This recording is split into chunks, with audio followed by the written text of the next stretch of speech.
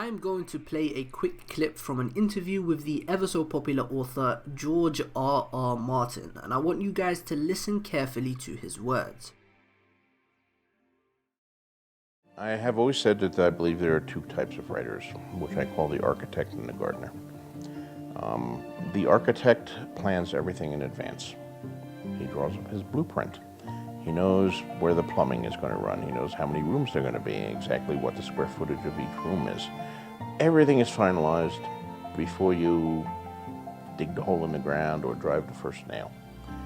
The gardener, he may know the general shape of the garden that he wants, but still, he's digging a hole in the ground, he's planting a seed. And, you know, he has some idea what's going to come up, the gardener. The gardener knows whether he's planted an oak tree or whether he's planted a radish. So it's not totally random, but, you know, is the oak tree going to be a healthy oak tree? Is it going to be windblown? Is lightning going to strike it? There's a lot that goes to chance and to other elements with the gardener. The garden is a living thing. And I think it's the same for writers. I think all writers are a mixture of both. But some lean much more heavily to one side than to the other.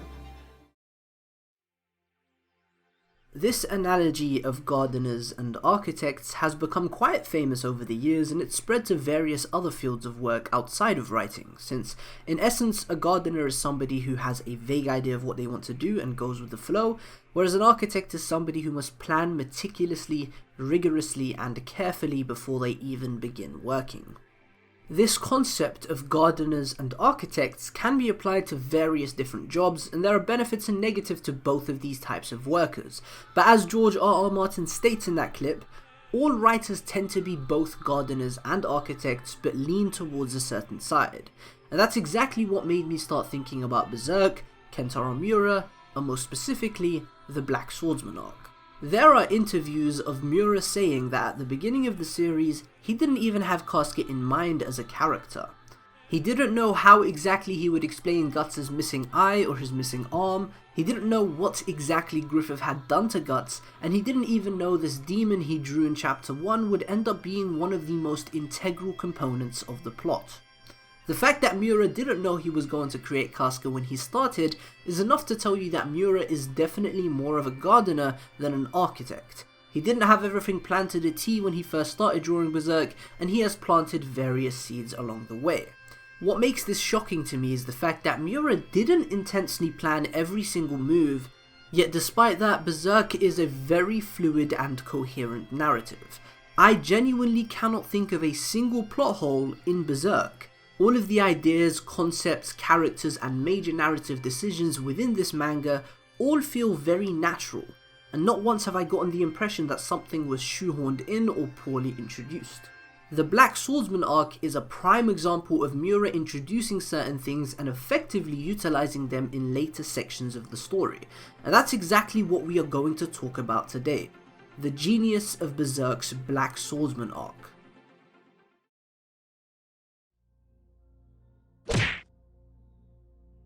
The Black Swordsman arc is the first story arc in Berserk, but possibly the most important thing about it is that chronologically, it happens between the events of chapter 94 and the events of chapter 95 of the manga, right in between the Golden Age and Conviction arcs.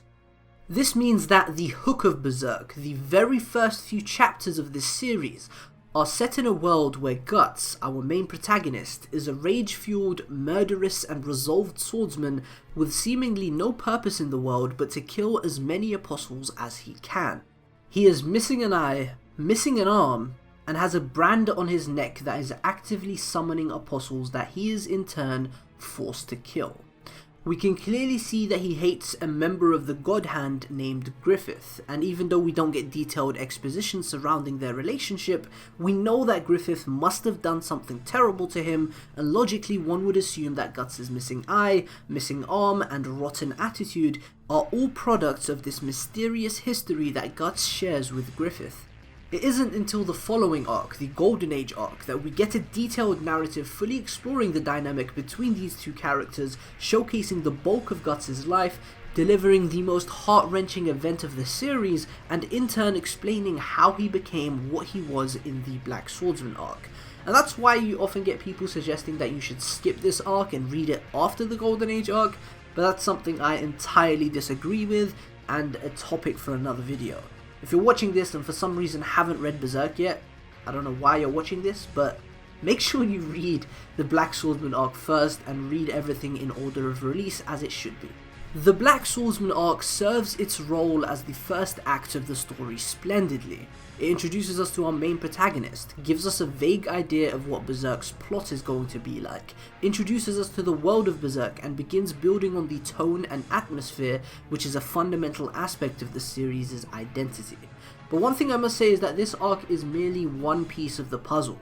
It is just a single act in a massive, sprawling story, and the quality of this single act may not be up to par with the rest of the series when looking at it exclusively, but when you look at the Black Swordsman arc as a part of this bigger picture, it's undeniable that it serves its role fantastically.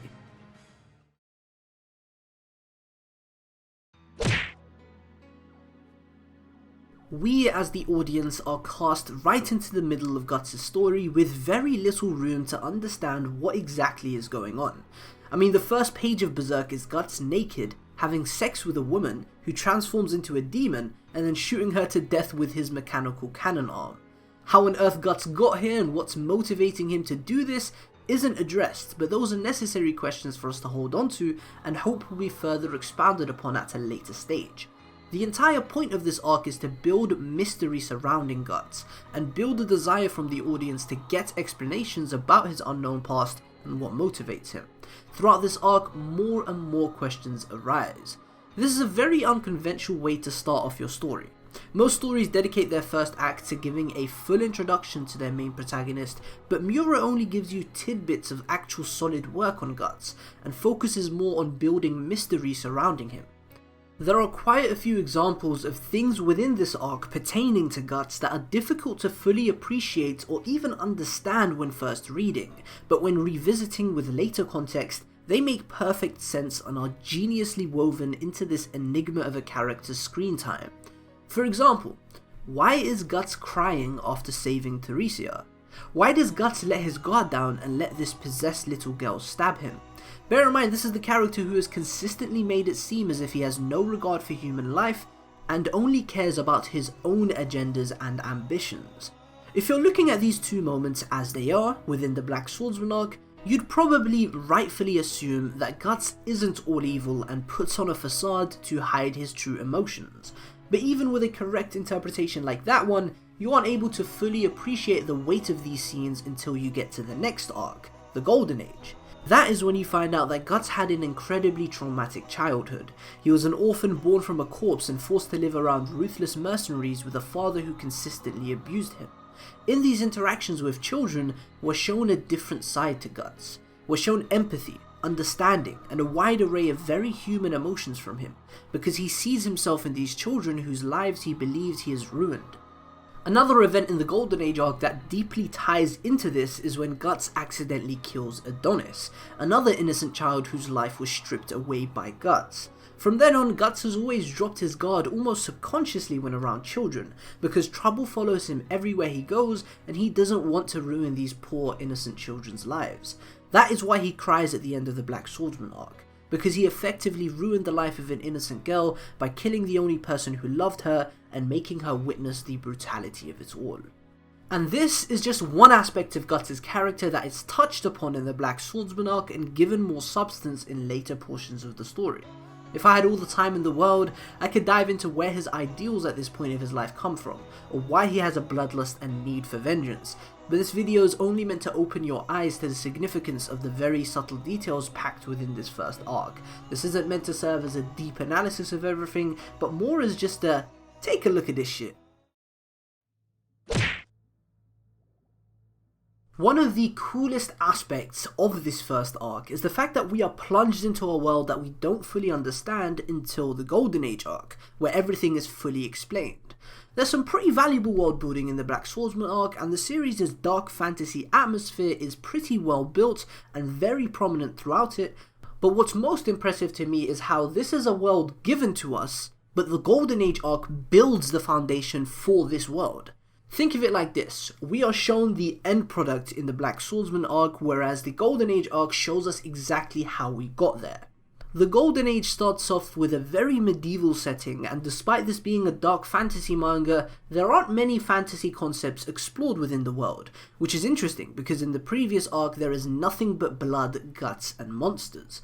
Throughout the Golden Age, Miura slowly builds into that dark fantasy setting that's iconic to Berserk, and explains it through the brand of sacrifice. Those who are branded are forced to reside in the interstice, a layer between the physical and astral realms, and they are forced to fend for themselves against nightly attacks of apostles. The reason why early Golden Age isn't as fantastical as the Black Swordsman arc, or the rest of the series for that matter, is because the eclipse was yet to happen, and that is when Guts was branded. And like I explained earlier, the Black Swordsman arc is set in a timeline after the Golden Age. Sure, there were demons like Wild and Zod even before Guts was branded, but their appearances were delivered as unreal and out of this world phenomena. Outside of just the brand of sacrifice, the Black Swordsman arc introduces various other integral world building concepts that will later be fleshed out. The God Hand, the Behelits, the Apostles, and astral creatures are some examples. All of these are merely introduced in the first arc, but they lay the foundation for the rest of the series to build upon. This is one of the things I believe the Black Swordsman arc handles flawlessly. The overall atmosphere and mood of Berserk is very dark, brutal, gritty, oppressive, overwhelming, dreary, and all the other murky adjectives there are out there. This is a manga that explores very dark themes with very dark imagery and very dark concepts.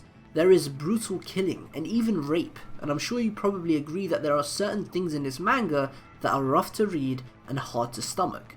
Kentaro Miura is harshly realistic in the way he explores the dark sides of humanity, making this one of the most psychologically heavy reads I've ever experienced. And what makes the Black Swordsman arc spectacular in terms of atmosphere is the fact that this might just contain some of the darkest imagery in the entire series.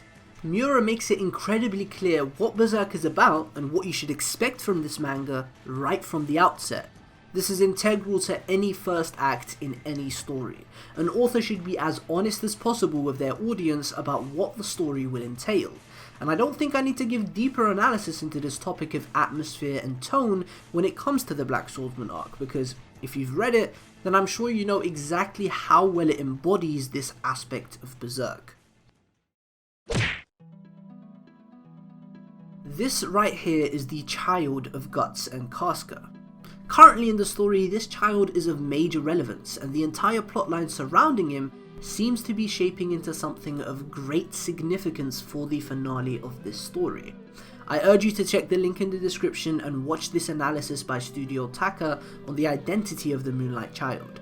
It's quite the complicated plot thread, but simply speaking, this demon child that appears in chapter 1 is the fetus of Guts and Casca that was tainted by Femto during the eclipse and later merged with the Egg of the World during the Conviction arc, which later became the vessel for Griffith's reincarnation and ultimately results in Griffith sharing a physical form with Guts and Casca's child. I know that was a lot to swallow, but that's literally the simplest way I can put it because this is a very complicated plot thread. But the most important thing you should take away from this is that Guts and Casca's child that shows up in chapter 1 is now sharing a body with Griffith in the latest chapters. The reason I'm talking about this is because it links in with what I mentioned right at the start of the video. Miura didn't even know that Casca was going to be a character, and this demon he had used in the Black Swordsman arc, simply as a symbolic representation of Guts' weakness, turned out to be one of the most essential components of the narrative. Like Miura says in this interview, he had no plans for the demon child from the start, but it's going to snap very usefully in place. Kentaro Miura is a discovery writer, a gardener like George R.R. Martin would say, and his ability to utilize every single concept and idea he has introduced while simultaneously managing to avoid any plot holes is one of the most terrific aspects of his writing. This video is shorter than usual, and I didn't explore the ideas I presented to the lengths I wish I could have, but I'm still very satisfied, and I hope this video has helped open eyes in regards to the greatness of this first arc. If Berserk content is something you're interested in, please let me know in the comment section down below. Thank you guys for watching. Until next time.